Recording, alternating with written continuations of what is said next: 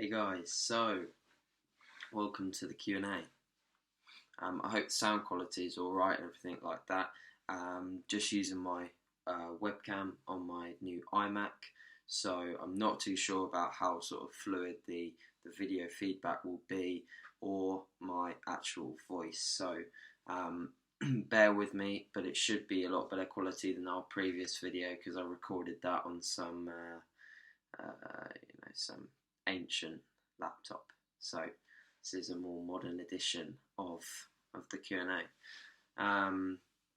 Also a more professional location than my previous shed. I've actually got a desk in my room now. Obviously you can see behind me trophies and several mirrors. So this is in fact the Made by Morris office, so to speak, rather than the Made by Morris shed.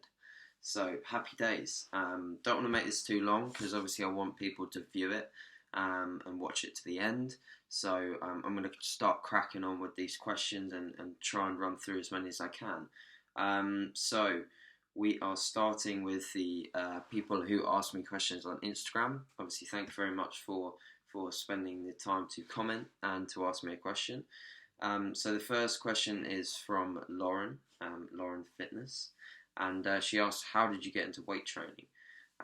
So I think I explained this in one of my previous videos, but I was very competitive in motorsport from a young age, and basically I sort of transitioned over to weight training because I had a passion for just getting myself fitter and getting myself to sort of the best level of fitness in order to make a difference on the racetrack.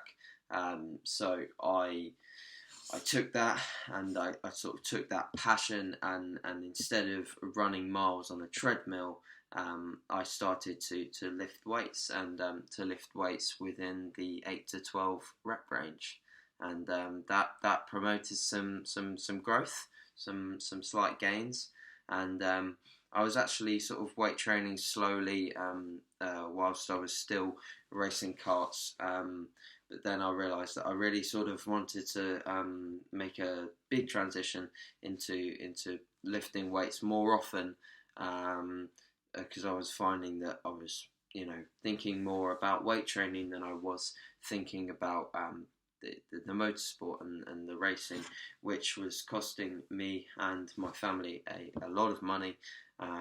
So it was sort of time to transition over to something maybe slightly more affordable, although in hindsight it's actually quite an expensive hobby if you think about it on a bigger level, food, etc. So yeah, that's pretty much that one answered. So it was sort of a transition from motorsport through into weight training.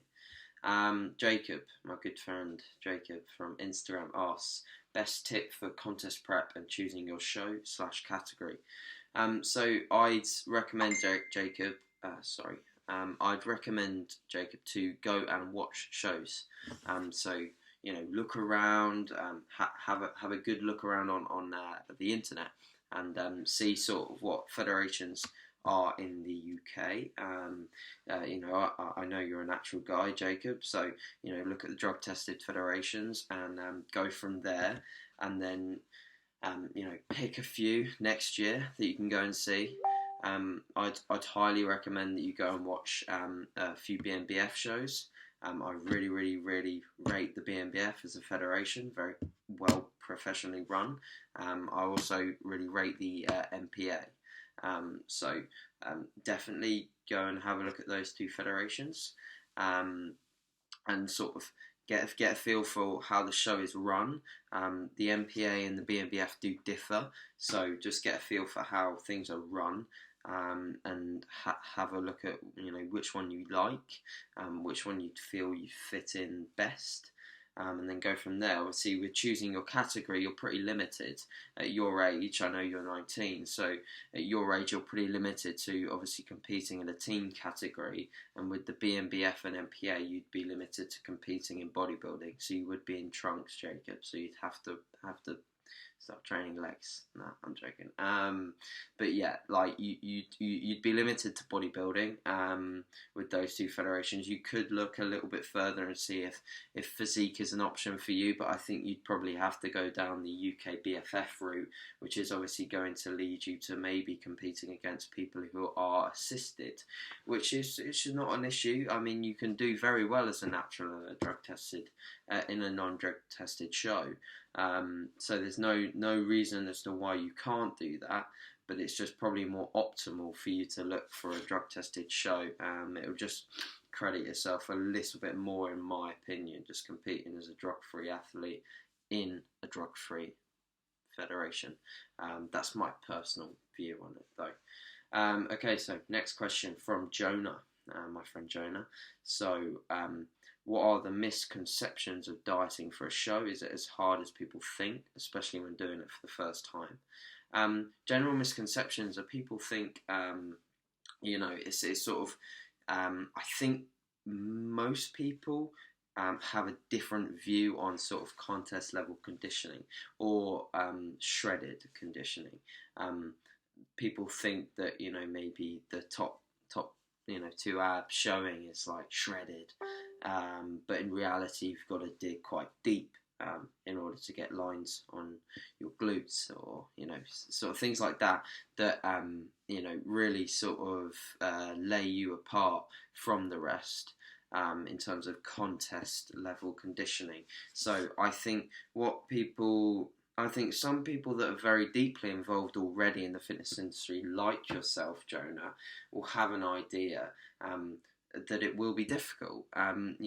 It's not easy, but I think maybe people that are involved in the fitness industry maybe get a bit more of a sort of bad sort of idea of what contest prep is like. Like it's not all rubbish. Like you have some days where you're actually feeling all right and you actually feel a little bit human. The last 2 to 3 weeks are maybe kind of tough. Be prepared, but it's not all like horrible and we're going to war with the diet and we're going to war with the weights. No, it's not like that. It can be an enjoyable process, especially with a flexible approach. I know, a lot of people don't agree with it, which is fine, but for me it made the process a lot more enjoyable to have a flexible approach. So yeah, I think it's not as hard as some people in the fitness industry view it, but it certainly is. It's not particularly easy, put it that way.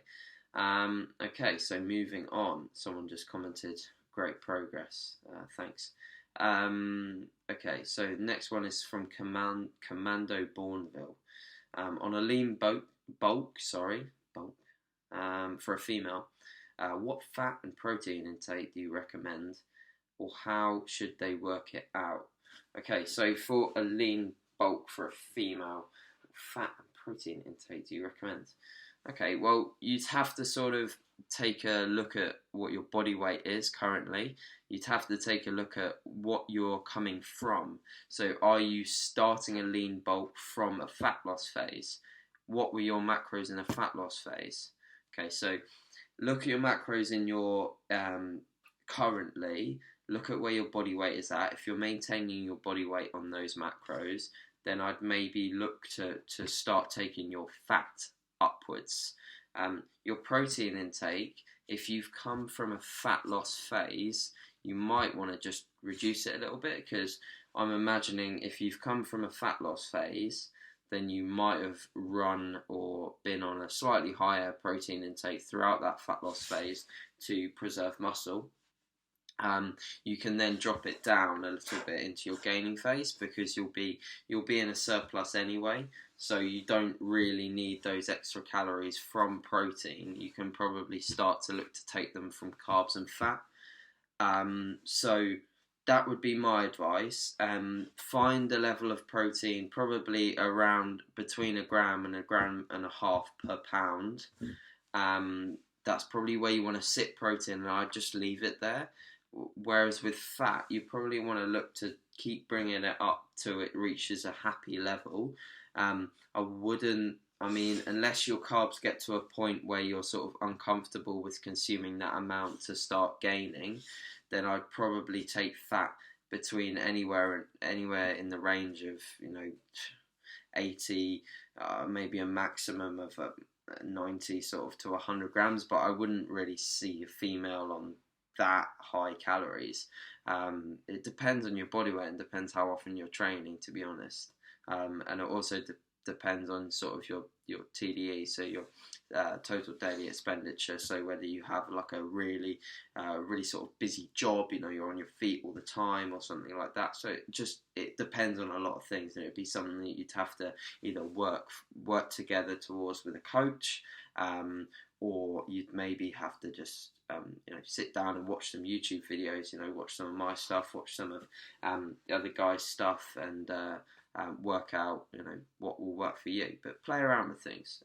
Don't stick with one principle, and just play around with things. It's a gaining phase. You can play around with things. Okay, so Jekabs Arkermanis, what would be your top tips for teens prepping for their first show? Okay, good question. Similar to some of the others we've already had, but okay, so I'll give you as many top tips as I can think of off the top of my head. So my top tip number one would be 100% make sure that you are ready. You are ready. So you really, really want to do this. There's a couple of tangents that lead off of that. Are you currently in a good position with your family life, your work life,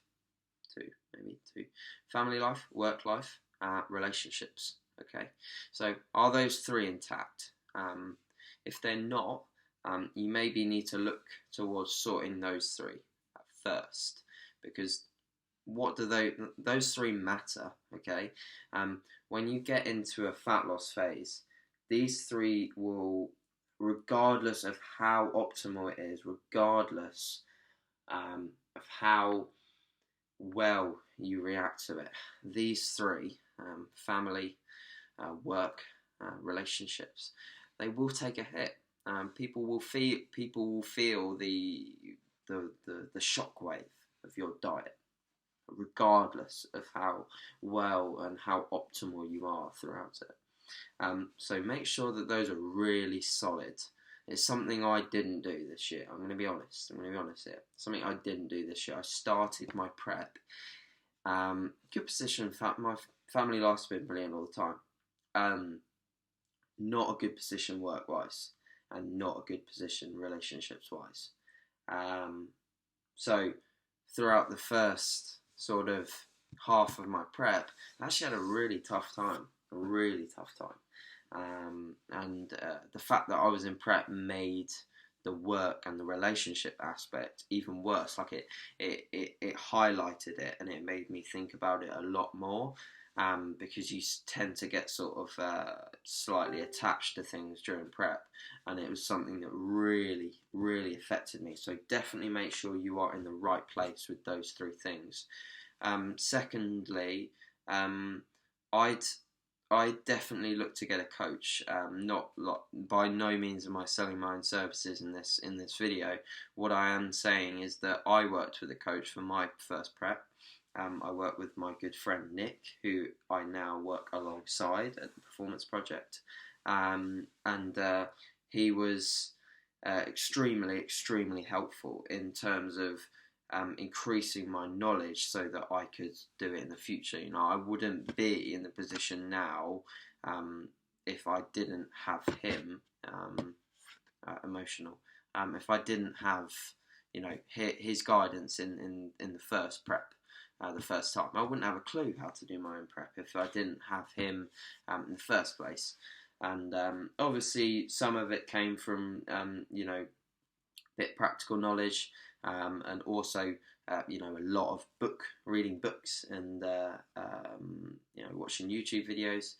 3DMJ is one of my favourite channels, and stuff like that. So I'd either gain a lot of knowledge now, like try and gain a lot of knowledge now, or look to get a coach for your first time. just make things a lot less stressful. So those are my 2 top tips. So Amy asks, for someone interested in following If It Fits Your Macros, or IIFYM, how would you recommend they initially work out their maintenance macros? Similar to one of the questions before, you've just got to play around with things. It's never going to come like right now, so it's going to take time for you to work out what your maintenance is. But what I would start doing is weighing yourself daily. So for some people, this may come as a bit of a shock when I ask them to start weighing themselves every day, because they're like, well, why? You don't want to know what my weight is every day. But what it does do is it creates an average. So at the end of the week, everyone that I work with inputs their weight into a spreadsheet. Spreadsheet obviously takes other bits of data as well, but the main thing is it divides that weight by 7, so that therefore we get an average, and then we're working towards that average every week. So we're working as whether they want to drop weight, whether they want to increase weight, and we're working with that average every week. So I start weighing yourself on a regular basis. Play about with your macros. Start with some macros. Start with I have a rough idea of what your physique is like. So I'd start with something like 50 fat, 150 carb, and then a gram per pound of protein. And just start with that. There's no harm can be done. And just start with that and see what your weight does, and then go from there. The other thing you can do is, before you start tracking your macros, have a look at what your sort of normal day looks like. Most people have a generic day. Most people that work or are in an office, they sort of have a standard day. They don't wake up and have a massive variety of breakfast. Their weekend might be where they change, but their weekday will be pretty normal. So work out what that is, and then go from there and start weighing yourself. To work out what that is, obviously start using MyFitnessPal. It's the best way to do it, the easiest way. So my great friend Rachel has asked, once you have found your maintenance macros, how do you know what macro split is best suited to your physique or goals, e.g. fat, carb, protein? Also, okay, I'll answer that other one in a bit. So the first one, fat, carb, protein, it's sort of another sort of similar question. So protein always pretty much stays the same unless you're going to a fat loss phase and you want to preserve muscle, in which case you might raise it a little bit. Carbs and fat, you should, as in my opinion, my experience, I would take fat to a level where we are happy. So I mean it's hard to say where fat will be where left, so to speak. But the majority of the time throughout a gaining phase, we want to try and increase carbs. Why? Because we want to diet on as many carbohydrates as possible. Carbohydrates are fuel, especially for a natural athlete, and it enables us to sort of have a lot more food to eat when we start dieting, when we start trying to get skinny. So you ideally want to get carbs to the highest level possible throughout your gaining phase. So I'd keep bumping carbs up, and then obviously this is in the gaining phase. Obviously with fat, throughout the gaining phase, you want sufficient levels of fat, but not to the point where it gets crazy high, because then your carbohydrates won't be allowed to come up at the same time. So I just keep bumping carbs up, get fat to a level where you're happy, keep protein fairly similar, about between a gram and a half per pound, and keep it like that. And then obviously, if you're talking about macro split for a fat loss phase, I tend to go with a high carb, lower fat, moderate protein approach. That's what tends to work well in terms of maintaining performance. My performance was fairly good throughout the diet. I think if I dropped carbs, my performance would be rubbish. I'd be rubbish in the gym if I dropped my carbohydrates too low. So I find that works well. I found that coming out of the diet and slowly increasing my fat intake, obviously my hormone balances and stuff like that I've got now to a good level. So I don't think that running a low fat like I did, I took my fat to its lowest at 30 grams, which is very low. I don't think that actually had too much of a profound effect on my hormone balance, which I'm happy with, because I was a bit sceptical about taking it that low, and I definitely wouldn't ever take it that low with a female. So I think, yeah, I think that approach works well during a prep. So high carb, low fat, moderate protein. And then also, if you're not on many calories, what would your best approach to be to add in small treats, i.e. oat toppings? I'd basically, so if you want some small treats, probably like, I think we're fairly similar in the fact that we get hungry either post-training or in the evening. I think we're pretty similar on that, Rachel. So I'd start adding them in at the end of the day. So like save up macros, or pre-plan your treats. So like pre-plan your last meal and add in that treat, and sort of save it for the end of the day, and make sure it's something that it's not a trigger food. So for example, for me, I don't have many trigger foods, but there's a possibility that cookies could be a trigger food for me, so I don't tend to have them too often. Like oatmeal raisin cookies, like one could lead to a packet quite easily. Not during prep, like with a hyper-focused goal, I can get through a prep and I could have a cookie and leave it there. But for example, like or Belvita biscuits, I think things like that, like they're trigger foods for me. So if I have one, then I could easily do the entire packet, which is not ideal. So I'd don't use trigger foods as small treats. Use things that you like, but you can have one of and not want to destroy the whole packet. All right. And then another bodybuilder. How long was your prep? He asks, how long was your prep? What macros did you start-finish with? And where do you get those fibre brownies? Okay, the most simple answer to that one. Fibre brownies is at Tesco. And then the longer answer. So how long was your prep? What macros did you start and finish with?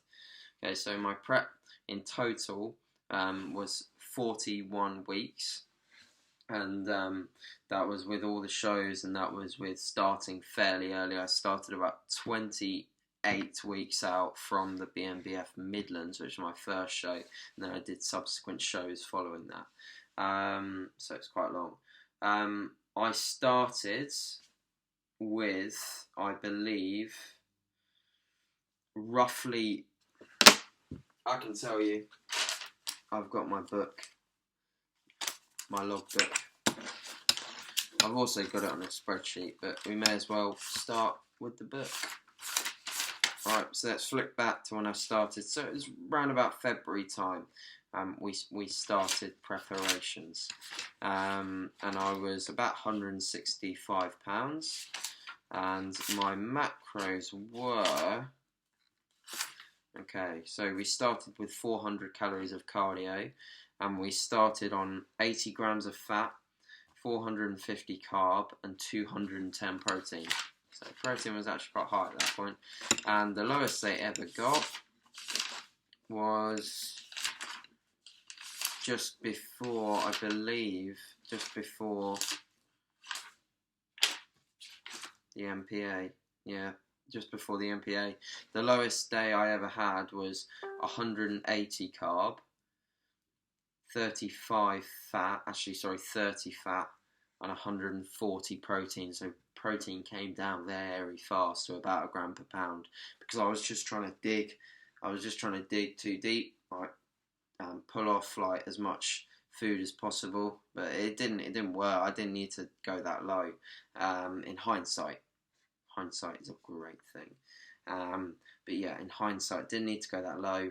I was doing a lot of cardio. Then I was doing 2 mile walk in the morning. I was training about the middle of the day, and then I'd do another 2 mile walk in the evening.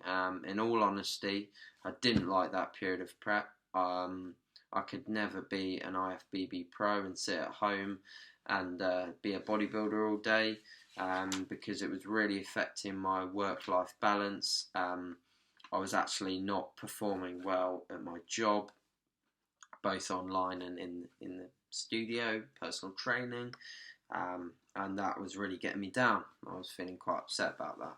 So, that point of prep I didn't really enjoy. Food didn't need to be that low, cardio didn't need to be that high, but that's how it played out. I was also doing like quite high refeeds at that point. So like my usual day would be like 180 carb and then 30 fat, 140 protein. Then I'd do a really high refeed. So, but we'll go into that another day. But that's that question answered. So we're at 25 minutes now. This is quite long. Okay.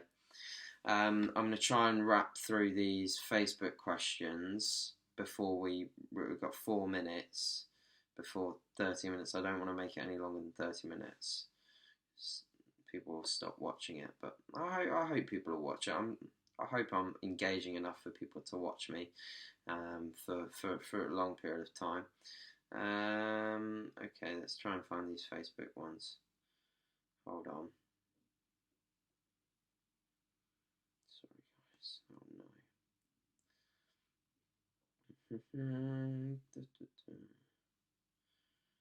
Q&A. Here we go.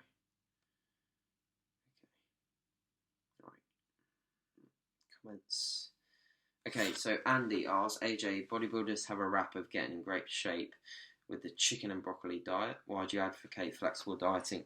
Okay, so flexible dieting approach definitely yields better relationships with food, in my opinion. For example, at the end of my prep now, I can view food in a very good way. So I don't feel like I need to binge on the bad foods. I don't feel like I need to lock away the bad foods. I can have a little bit of them and feel fine. So I think relationship with food is improved, which is basically one of the biggest reasons why I advocate flexible dieting, because relationships with food can cause big issues in the future. So definitely relationship with food is improved, and obviously enjoyment and adherence of the diet is improved with flexible dieting, in my solid opinion. Okay, that's pretty much that one answered, Andy. Hope it's answered. Tom, why do you compete? Where do you sell? Okay, why do I compete? First question. I compete because I love it. The best day ever is show day. I get too excited, and I can't sleep the night before, and I think that's a pretty good sign that I'm fairly in love with the sport. I love getting on stage. I love competing against people. This is not urine, it's glutamine.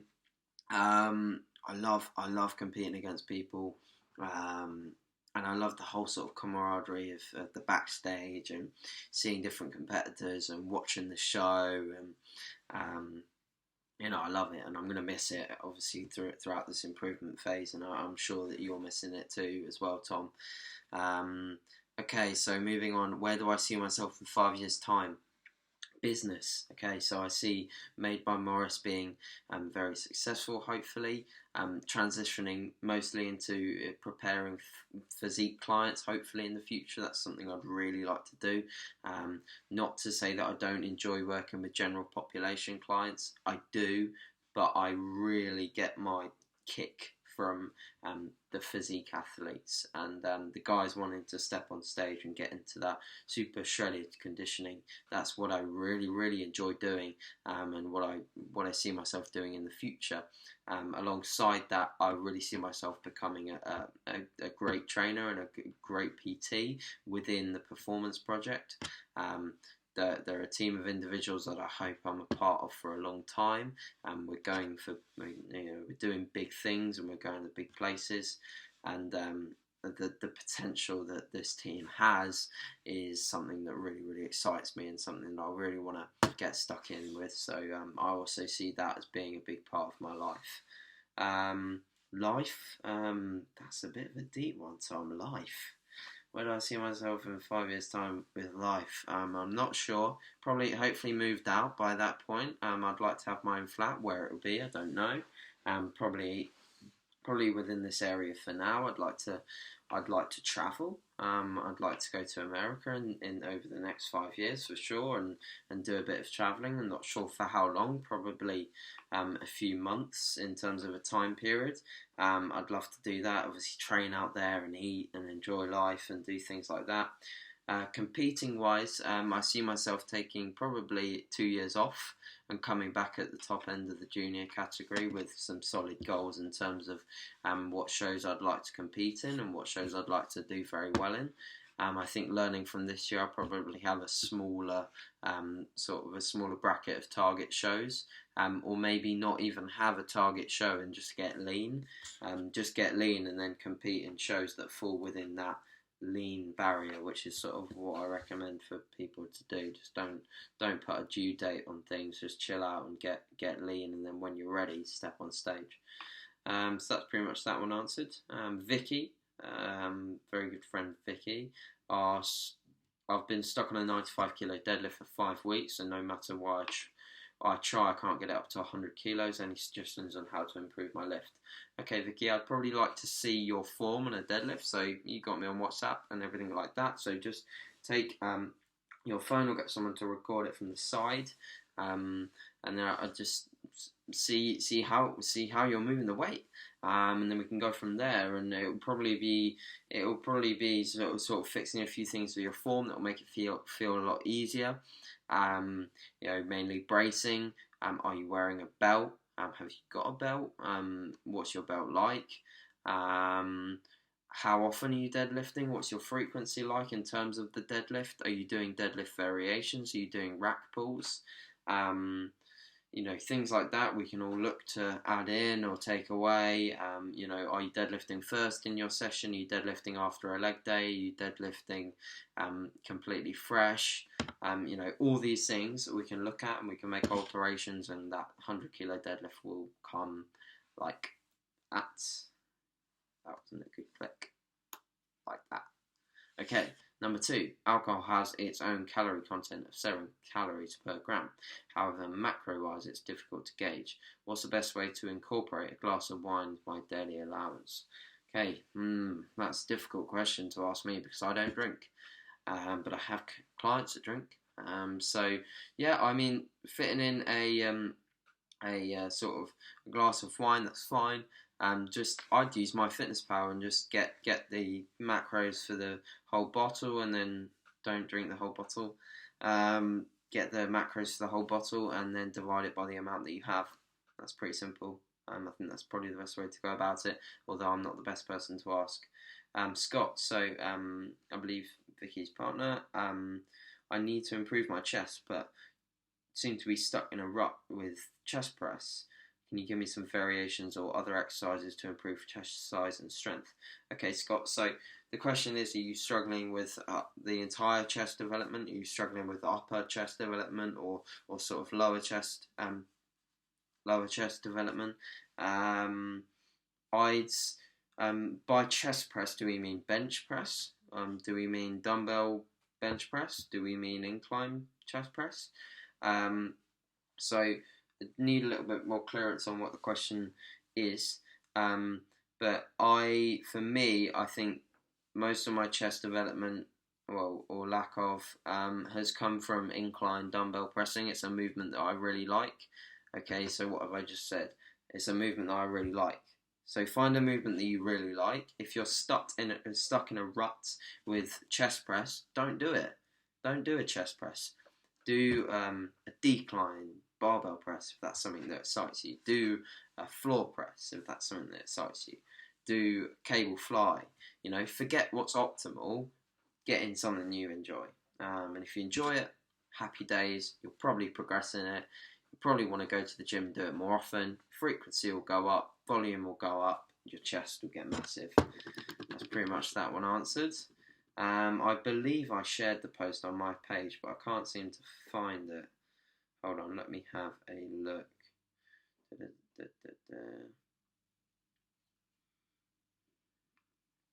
One sec.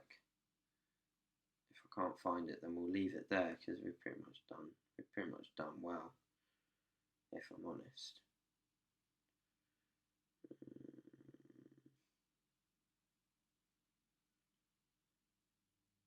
Okay, maybe I didn't share it. Okay, well, if anyone else asks me a question and it didn't get answered in this video, let me know and I'll answer it either personally via message, or I'll send you a video of my answer. But yeah, guys, thanks very much for checking this out. If you watch the whole thing, lots of love for you, because it's 35 minutes long. That's a long video. But yeah, thanks very much for watching. Let me know if you want me to answer any more questions in the future. I'll probably do one again. There's lots more things to answer, lots more things I want to do and get answered for you guys, because I want you guys learning. But I hope it helped. And keep lifting, keep staying happy, and thanks very much. Right, see you later, guys.